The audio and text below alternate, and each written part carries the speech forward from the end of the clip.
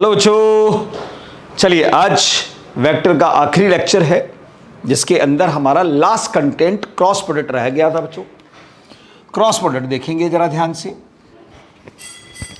Important इसलिए बच्चों क्योंकि ये आगे चलकर मैग्नेटिक फील्ड वगैरह के अंदर भी बहुत काम आएगा, रोटेशनल डायनामिक्स के अंदर काम आएगा, टॉर्क, एंगुलर मोमेंटम की डायरेक्शन सब इसी से निकलेगी। बच्चों मान लीजिए दो वेक्टर है अपने पास में, ए वेक्टर और ये बी वेक्टर है। बच्चों दोनों के बीच का कोई ना कोई एक एंगल है। दोनों वेक्टर का अगर हम जब क्रॉस प्रोडक्ट करते हैं तो हमें मिलता है बच्चों mod of A vector mod of B vector sine theta, साथ में मिलता है एन कैप, जिसको सिंपल वर्ड्स के अंदर हम लिखते हैं तो A vector cross B vector equal to लिख देते हैं A B sine theta N cap के बराबर। ये होता है बच्चों मैग्नीट्यूड ऑफ क्रॉस प्रोडक्ट। ये होता है मैग्नीट्यूड ऑफ क्रॉस प्रोडक्ट और unit vector always shows the direction of cross product. ये ध्यान रखना, एन कैप डायरेक्शन को शो करेगा, A B sine theta cross product के मैग्नीट्यूड को शो करे। यानी कि A vector cross B vector का मैग्नीट्यूड अगर लिखना हो तो ए बी साइन थीटा के बराबर होता है। एन कैप होता है बच्चों always perpendicular to plane containing of A vector and B vector, and also perpendicular to A vector and B vector.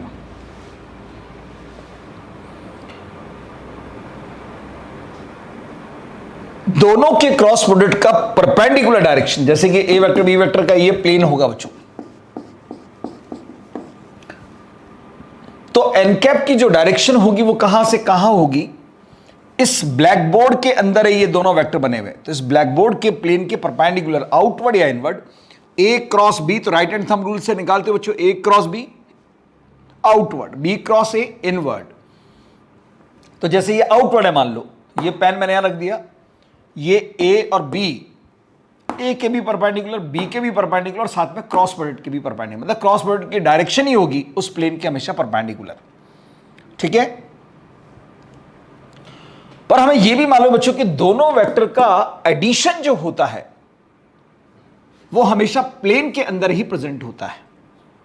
इसका मतलब है ये एन कैप जो होगा ये also perpendicular to A vector plus B vector भी होगा बच्चों, और ये एन कैप जो होगा वो इनके सब्ट्रैक्शन के भी परपेंडिकुलर होगा बच्चों, क्योंकि एडिशन और सब्ट्रैक्शन का रिजल्टेंट हमेशा प्लेन के अंदर ही प्रेजेंट होता है। ये सब बात इसलिए बता रहा हूं क्योंकि इस पर बेस क्वेश्चन बनते हैं। और कैसे बनते हैं देखो, आप पूछा जाता है बच्चों ऐसे, A vector cross B vector dot A vector की वैल्यू क्या होगी, तो 0 होगी। क्यों होगी? क्योंकि ए क्रॉस बी की डायरेक्शन ए बी प्लेन के परपेंडिकुलर होगी, और ए वेक्टर तो ए प्लेन में ही है ना। इसका मतलब ए वेक्टर के साथ ये क्रॉस प्रोडक्ट 90 डिग्री का एंगल बना रहा है, और 90 डिग्री का एंगल बनाएगा तो डॉट प्रोडक्ट की वैल्यू 0 के बराबर। सवाल बनता है A vector cross B vector dot B vector क्या होगा बच्चों, सेम एक्सप्लेनेशन 0 ही होगा। A vector cross B vector dot A vector plus B vector 0 होगा। A vector cross B vector dot A vector minus B vector क्या होगा, 0 होगा। ये 4 सवाल है बच्चों जो इसी एन कैप के कंसेप्ट से सॉल्व होते हैं। ठीक है, क्योंकि ये सब एन कैप है, और एन कैप इसके भी परपेंडिकुलर, एन कैप इसके भी परपेंडिकुलर, एन कैप इसके भी परपेंडिकुलर, एन कैप इसके भी परपेंडिकुलर। और जब दो वेक्टर एक दूसरे के परपेंडिकुलर होते हैं तो हमेशा डॉट प्रोडक्ट 0 ही होता है बच्चों। कभी कभी इस एन कैप की वैल्यू भी पूछ लेता है, ध्यान रखना। तो यहां से आप एन कैप अगर निकालोगे तो ये मिलेगा बच्चों A vector cross B vector upon A B sine theta. इसी को मैं लिखना चाहूं तो ऐसे भी लिख सकता हूं, ध्यान से देख लेंगे, A cap cross B cap upon sine theta, क्योंकि vector A upon mod of A cap, vector B upon mod of B cap upon sine theta. या इसको ऐसे भी लिख सकते हैं, N cap equals to A vector cross B vector upon A B sine theta mod of A vector cross B vector होता है। ऐसे भी लिखा जा सकता है, ध्यान रखना। अब इस क्रॉस प्रोडक्ट से रिलेटेड बस एप्लीकेशन से बच्चों जो आपको पता होनी चाहिए, क्योंकि क्रॉस प्रोडक्ट से रिलेटेड इंपॉर्टेंट बात जो है वो इतनी है कि इसकी डायरेक्शन हमेशा राइट हैंड थंब रूल से कैलकुलेट की जाती है और हमेशा क्रॉस प्रोडक्ट प्लेन के परपेंडिकुलर मिलता है बच्चों। एप्लीकेशंस कैसी हैं वो भी देख लीजिए आप। 4-5 एप्लीकेशन है बच्चों। पहली, अगर 3 वेक्टर कोप्लेनर है, ठीक है, coplanar, if 3 vectors are coplanar then, तो दो उनमें से कोई 2 का क्रॉस प्रोडक्ट करो और तीसरे के साथ डॉट प्रोडक्ट को 0 कर देना। तीसरे के साथ डॉट प्रोडक्ट को 0 कर देना। अगर ये तीनों एक ही प्लेन के अंदर हैं तो 2 के क्रॉस प्रोडक्ट की डायरेक्शन प्लेन के परपेंडिकुलर होगी और तीसरा भी तो उसी प्लेन के अंदर है, तो डॉट प्रोडक्ट 0 के, तो ये कोप्लेनर को प्रूव करने की कंडीशन है, ध्यान रखना। ठीक है। दूसरी बात, if 2 vectors are parallel to each other, then magnitude of their cross product should be 0.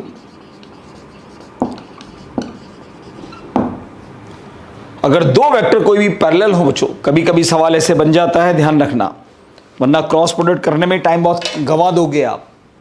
ठीक है, मैं समझा देता हूं, ध्यान से देखिएगा इधर। मान लो आपको ए वेक्टर की वैल्यू दे रखी है A X I cap plus A Y J cap plus A Z K cap, एक वेक्टर दे दिया आपको और कहा 4 ऑप्शन में देगा कि which B vector is parallel to A vector. तो भाई 2 पैरेलल वेक्टर के बीच में एंगल 0 डिग्री होता है, तो फॉर्मूला कहता है A B sine theta, sine 0 की वैल्यू 0, तो क्रॉस प्रोडक्ट 0 के बराबर आना चाहिए। तो अब हर ऑप्शन के साथ क्रॉस प्रोडक्ट करके देखो। ठीक है, तो 3 बार तो एटलीस्ट करना ही पड़ेगा ना भाई, 4 ऑप्शन है तो। Is parallel to B vector, और बी वेक्टर मान लो B X I cap plus B Y J cap plus B Z K cap, then ध्यान रहे, आसान सा तरीका बता देता हूं, कोई क्रॉस प्रोडक्ट नहीं करना है आपको। आपको क्या करना है, ए वेक्टर का कोएफिशिएंट ऑफ आई कैप और बी वेक्टर का कोएफिशिएंट ऑफ आई कैप का जो भी रेशो आ रहा है वही जे कैप का रेशो आना चाहिए, वही के कैप का रेशो आना चाहिए। अगर ऐसा हुआ तो समझ लो पैरेलल है, अदरवाइज पैरेलल नहीं है। ठीक है, दोनों वेक्टर के कोएफिशिएंट्स का रेशो इक्वल होना चाहिए। अगर वो इक्वल है तो पैरेलल हो, और एंटी पैरेलल हो तो ये रेशो हमेशा बराबर आएगा बच्चों। एंटी पैरेलल में बस साइन बदल जाएंगे, ये प्लस का तो ये माइनस का हो जाएगा, ये माइनस का हो जाएगा, या ये प्लस का ये माइनस का, ये प्लस का, अल्टरनेट साइंस बन जाएंगे, पर बाकी मैग्नीट्यूड 0 ही आएगा। ठीक है, चले भाई तीसरा पॉइंट, अगर किसी वेक्टर का मान लीजिए पोजीशन वेक्टर आपको पता हो, किसी पॉइंट पर पार्टिकल है और उस पर कोई फोर्स अगर लग रहा हो और आपसे कहा जाए कि ओरिजिन पॉइंट के अबाउट टॉर्क की वैल्यू कैलकुलेट कीजिए, तो टॉर्क की वैल्यू होती है जो R vector cross F vector, cross product आपको करना पड़ेगा। अगर दोनों के बीच का एंगल पता हो तो आप इसको आर एफ साइन थीटा भी लिख सकते हो, ध्यान रखना। ठीक है, चौथा पॉइंट देखेंगे बच्चों,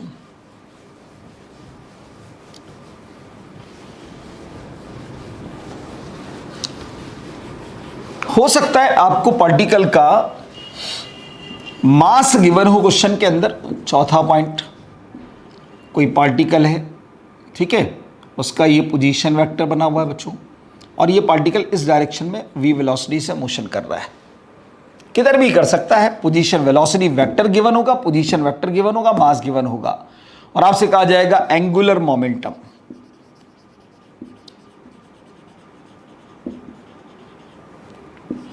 एल वेक्टर, तो आपको आर क्रॉस पी करना होगा। पी मतलब एम वी, ठीक है। तो एम बाहर कर दीजिएगा, R vector cross V vector करके आप निकाल सकते हो आराम से। पांचवा पॉइंट बच्चों, मान लो कि कोई पार्टिकल किसी एक्सिस के अबाउट रोटेट हो रहा है, आर रेडियस का सर्कुलर ट्रैक है, उसकी वेलोसिटी वी है बच्चों, और ये ओमेगा वेक्टर है। तो वी वेक्टर इक्वल्स टू होता है बच्चों omega vector cross R vector. ध्यान रखना, आर क्रॉस ओमेगा मत कर देना, यहां पर ओमेगा क्रॉस आर होता है, ठीक है। तो यहां ओमेगा क्रॉस आर करना होता है। छठे नंबर पर, when two vectors are represent two adjacent sides of a parallelogram,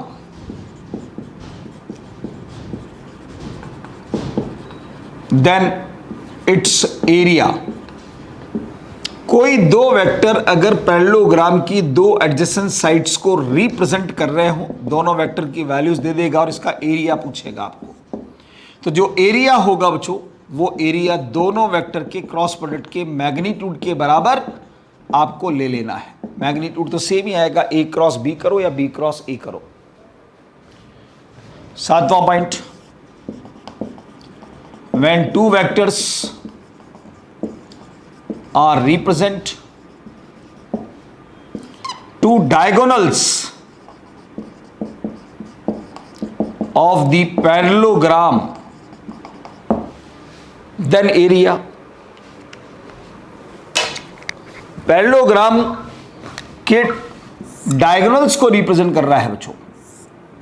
मान लो ये ए वेक्टर है, ये बी वेक्टर है, और फिर एरिया आपसे पूछ रहा है। तो ऐसी कंडीशन में जब डायगोनल आ जाए तो half of magnitude of cross product कर दीजिएगा। यही लॉ ऑफ, यही एरिया ऑफ ट्राइंगल भी होता है, ध्यान रखना, ठीक है।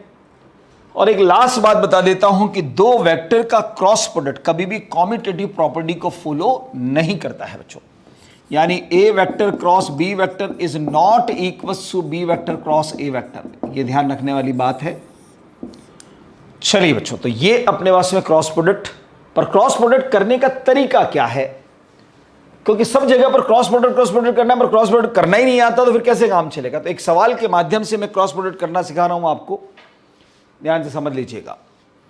मान लो आपको दे दिया जाए कि if A vector is equal to, आपको दे दिया 2i cap minus 3j cap plus 2k cap, and B vector आपको दे दिया जाए i cap plus 2j cap minus 2k cap, और आपसे कहा जाए कि फाइंड करो A vector cross B vector, ठीक है। A vector cross B vector आपको फाइंड करना है। तो कैसे हम फाइंड करेंगे, ये समझने की बात है बच्चों। तो देखिए इधर दोनों वेक्टर का क्रॉस प्रोडक्ट करना है आपको, ए वेक्टर क्रॉस बी वेक्टर। तो आप यहां पर एक डिटर्मिनेंट तैयार करेंगे, आई कैप जे कैप के कैप। पहला वेक्टर कौन, ए वेक्टर। तो ए वेक्टर के सारे एलिमेंट विद साइन, आई का एलिमेंट 2, जे का एलिमेंट -3, के का एलिमेंट 2, फिर बी वेक्टर के एलिमेंट 1 2 -2। ये पहला काम करना है। दूसरा काम करना है फिर आपको यहाँ आई कैप ब्रैकेट माइनस जे कैप ब्रैकेट प्लस के कैप ब्रैकेट, ठीक है।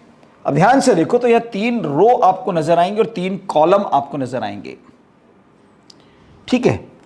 तो आई कैप होगा फर्स्ट रो के अंदर, फर्स्ट कॉलम के अंदर। तो इन दोनों रो और कॉलम को हिडन कीजिए। बाकी बचे हुए जो 4 डिजिट है उनमें राइट हैंड साइड का लोअर नंबर पकड़ो, अपोजिट डायरेक्शन में मल्टीप्लाई करो। बाकी बचे हुए दोनों नंबर के मल्टीप्लीकेशन को सब्ट्रैक्ट कर दो। जे कैप की बात करेंगे, J cap first row second column, इन दोनों को हिडन कर दीजिए। राइट साइड का लोअर नंबर पकड़ो, अपोजिट डायरेक्शन में मल्टीप्लाई करो। बाकी बचे हुए दोनों नंबर का मल्टीप्लीकेशन सब्ट्रैक्ट कर दीजिए। के कैप, ये 4 डिजिट बचेंगे, राइट साइड का लोअर डिजिट पकड़ो, अपोजिट डायरेक्शन में मल्टीप्लाई करो। बाकी बचे हुए दोनों डिजिट का सब्ट्रैक्ट, मल्टीप्लीकेशन सब्ट्रैक्ट करना होगा। बस हो गया बच्चों, ये बन गया 2i कैप माइनस माइनस दोनों ऐड होकर -6, इसको इससे मल्टीप्लाई करोगे +6j कैप, यहाँ पर माइनस माइनस प्लस हो जाएगा +7k कैप। ये हमारे पास दोनों का क्रॉस प्रोडक्ट आ जाएगा बच्चों। तो एक क्रॉस प्रोडक्ट करने का तरीका भी आपको बता दिया गया है कि कैसे आपको क्रॉस प्रोडक्ट करना है। अब हम इसके अंदर बच्चों लेंगे, इसके अंदर हमें जो लेना है बेसिकली वेक्टर चैप्टर यहां पूरा खत्म हो जाता है, पर एक चीज और बता देता हूं, कभी कभी काम आ जाती है बच्चों हमारे, वो होती है बच्चों लामीज थ्योरम, जो इक्विलिब्रियम कंडीशन को रिप्रेजेंट करने में काम आती है बच्चों, लामीज थ्योरम। कभी कभी जरूरत पड़ेगी आपको, जैसे न्यूटन लॉस ऑफ मोशन जब आप पढ़ोगे तब आपको लामीज थ्योरम की जरूरत पड़ेगी बच्चों। किसी भी पॉइंट पर अगर मान लीजिए कि तीन फोर्सेस काम कर रहे हैं, यहां पर मान लो F1 फोर्स काम कर रहा है, यहां मान लो F2 फोर्स काम कर रहा है, यहां मान लो F3 फोर्स काम कर रहा है, इन दोनों के बीच में एक एंगल है अल्फा, इनके बीच में बीटा एंगल, इनके बीच में गामा एंगल, और ये पॉइंट जिस पर तीन फोर्स लग रहे हैं बच्चों, अगर ये इक्विलिब्रियम के अंदर हैं, इक्विलिब्रियम के अंदर हैं, तो फिर नेट फोर्स जो होता है बच्चों वो जीरो होता है। फॉर इक्विलिब्रियम नेट फोर्स क्या होना चाहिए बच्चों? जीरो होना चाहिए। नेट फोर्स होता है हमेशा जीरो उसके लिए। पर प्रॉब्लम यह कि या तो तरीका उसका यह है कि किसी इन सबको पहले हॉरिजॉन्टल और वर्टिकल में कन्वर्ट करो, या फिर सीधे सीधे लामीज थ्योरम लगा दो बच्चों। क्या होगा? फोर्स F1 और उसके अपोजिट साइड में जो भी एंगल होगा उसकी साइन वैल्यू, दूसरा फोर्स F2 उसके अपोजिट में एंगल कौन है? गामा, तो उसके साथ साइन गामा, और तीसरा फोर्स है F3 उसके अपोजिट में एंगल है अल्फा, तो साइन अल्फा। इन तीनों को आप बराबर करके F1 F2 F3 की वैल्यूज को कैलकुलेट कर सकते हो बच्चों। ये लामीज थ्योरम हमारे काम आती है, तब काम आएगी बच्चों ये जब आपको कहीं पर इक्विलिब्रियम प्रूव करना होता है। जैसे एक बार सवाल पूछा गया बच्चों, मैं आपको बता देता हूं, ध्यान से देखिएगा। सवाल कुछ ऐसा था, मैं इसको दोनों तरीके से करके बता देता हूं, लामीज थ्योरम से भी कर दूंगा और इसको सिंपल वेक्टर के कंसेप्ट से भी सॉल्व कर लेंगे। बोला बच्चों कि three vectors P vector, Q vector and R vector acting on a body in such a way that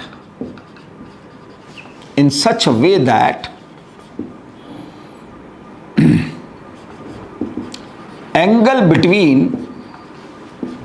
P vector and Q vector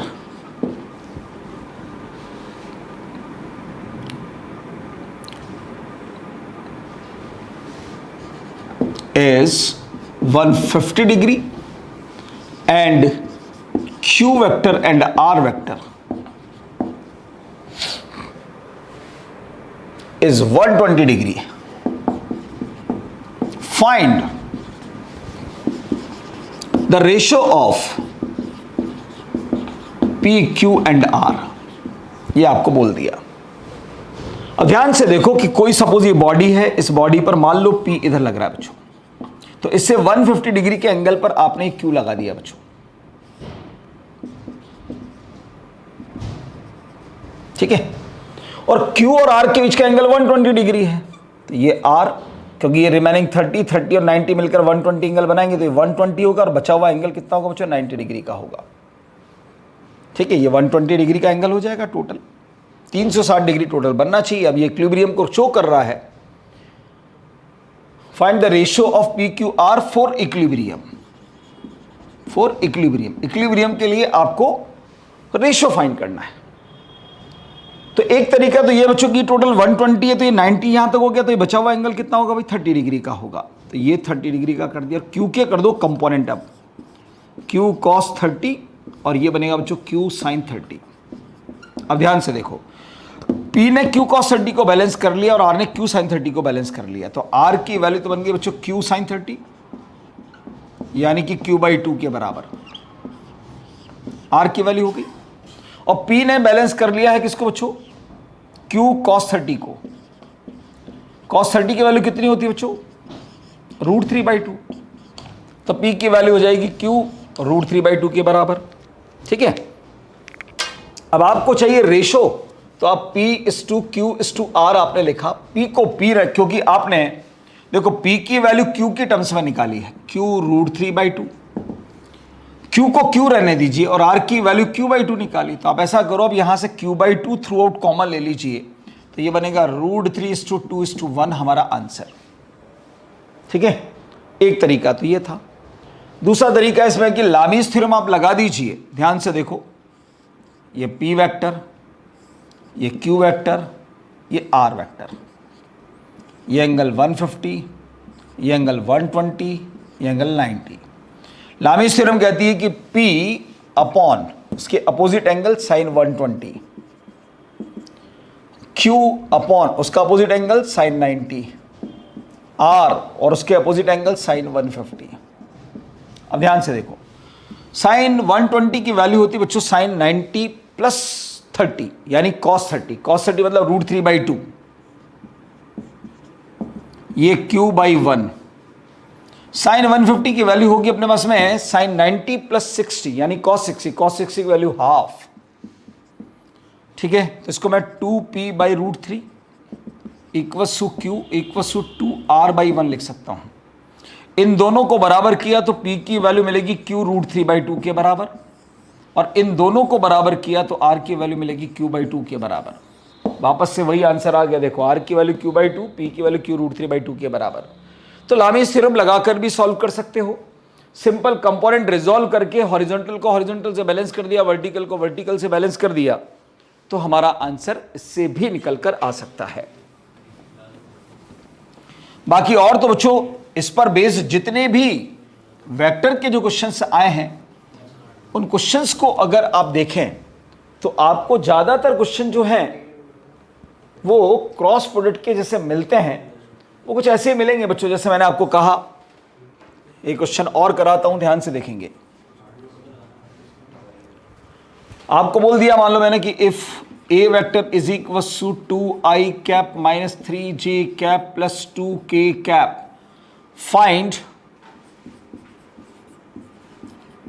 which B vector is parallel to A vector. और option दे दिया आपको मैंने, मान लो option दे दिया मैंने, B vector is equals to आपको दे दिया पहला ऑप्शन मैंने 3i cap minus 9j cap plus 6k cap.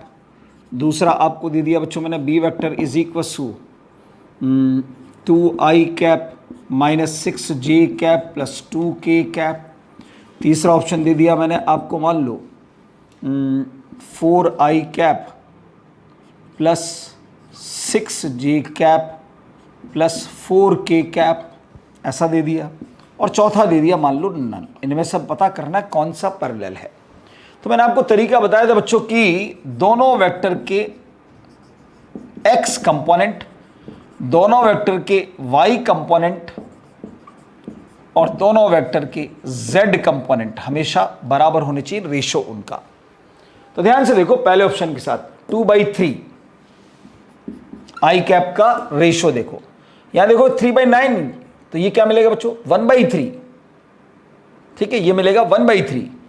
तो यार ये तो इसके बराबर आ ही नहीं रहा, इसका मतलब ये पैरेलल नहीं है। यहां देखोगे 1, ये देखोगे यहां 2 हो गया 1/2, तो ये भी नहीं है बच्चों। यहां देखो 2/4 मतलब 1/2, -3/6 मतलब -1/2, ये 2/4 यानी 1/2। तो हमारा पैरेलल या एंटी पैरेलल है, पर ये तो हमारा आंसर जाएगा ही सही ना, पैरेलल या एंटी पैरेलल, पैरेलल और anti parallel to A vector. तो ये एंटी पैरेलल चला गया बच्चों हमारे पास। रेशो सेम आ रहा, देखो 2/4 करोगे 1/2, -3/6 करोगे -1/2, 2/4 करोगे +1/2। ठीक है, तो ये एंटी पैरेलल, इनका क्रॉस प्रोडक्ट करके देख लीजिए 0 के बराबर ही आएगा। तो ऐसे आपको क्वेश्चंस को टैकल करना होगा बच्चों, तभी जाकर आप ऐसे क्वेश्चंस को सॉल्व कर पाएंगे। अब यहां पर टोटल वेक्टर तो मैंने कर दिया बच्चों खत्म। अगली क्लास के अंदर मैं आपको कराऊंगा काइनेमेटिक्स, और काइनेमेटिक्स पूरी होते ही हम शुरू करेंगे 12th का टॉपिक इलेक्ट्रोस्टैटिक। ठीक है, फिर हम अल्टरनेट लेते चलेंगे, इलेक्ट्रोस्टैटिक अप टू कैपेसिटर लेंगे, फिर उसके बाद में इधर Newton laws of motion friction को लेंगे। तो इस प्रकार से हमारा रूटीन चलता रहेगा, अल्टरनेट 11 12 इस प्रकार से, और पूरा फोकस रखेंगे हम एनसीईआरटी पर बच्चों। ठीक है, क्योंकि मैं कल आपको एक वीडियो देने वाला हूं जिसका मैंने आपको बताया था कि एनसीईआरटी पर 12th का एग्जाम कैंसिल होने पर क्या इफेक्ट पड़ेगा, उसके बारे में पूरा डिटेल आपको इन्फॉर्मेशन देनी है। तो वो आपको इंफॉर्मेशन मिलेगी। तब तक आप पढ़ते रहिए, मुस्कुराते रहिए। Thank you so much, all the best.